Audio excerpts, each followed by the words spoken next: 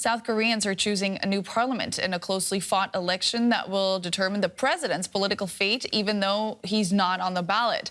The result will decide whether Yoon Suk Yeol can push forward with his conservative agenda. His party currently lacks a parliamentary majority. Opinion polls ahead of the vote predicted it would be a close race. If the Liberal opposition wins, it could push Yoon's impeachment. Let's take a closer look now with Grace Shin. She's a journalist, reporter, and news anchor with South Korea's Arirang TV in Seoul. Welcome to DW. Grace, now this will be a closely fought election between the two main parties. How are they trying to win over voters? Right. So as you mentioned, opinion polls are mixed, and election observers say candidates in about 50 to 55 local districts are in neck-and-neck races, making them too close to call. And over the past few days, we've seen campaigning full swing nationwide. Now, eyes are on whether we will see a record turnout rate since 2008. As of 2 p.m. local time, the National Election Commission said we have a turnout rate of 56.4%, and that's 3.4 percentage points higher than the last election 2 years ago. And that's mainly due to us seeing a record high early voter turnout. The figure reached 31.28%, the first time we've ever seen early voting turnout for general elections surpass the 30% mark since the country introduced such a system in 2014.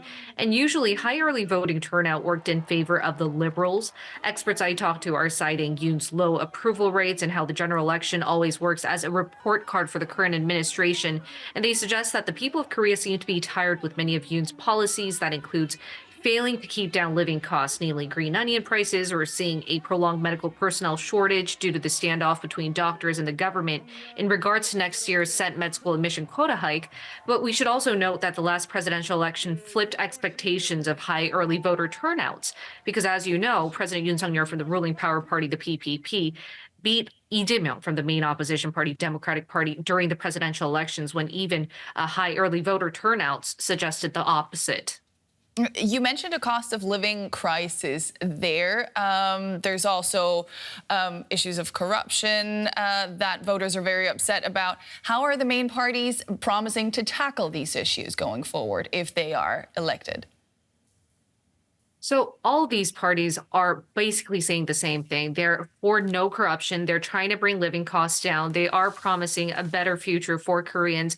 One of their main tasks right now focuses on living costs. As you mentioned, inflation is always high. And as much as voting is seen as a referendum on President Yoon Suk Yeol, many experts are forecasting that the opposition party will take up most of the seats. And once again, Yoon's low approval ratings come from his failure to stabilize living prices and accommodating to the public's basic livelihood needs.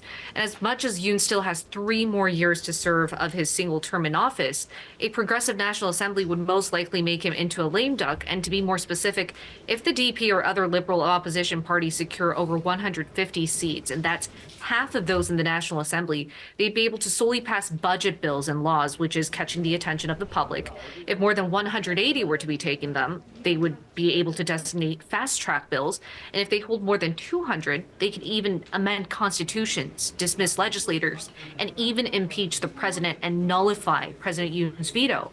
Since taking office, President Yoon has vetoed 9 bills passed by the National Assembly over 21 months, and that includes 2 special prosecution acts, which investigated First Lady Kim Gun-hee's alleged stock price manipulation and bribery suspicions on a development project in Daejang-dong, Seongnam of Gyeonggi-do Province. So if we are to see the opposition party really take up the majority of the office, the public's need and demand for anti-corruption might be settled there. That was Grace Shin of Arirang TV. Thank you so much for those insights.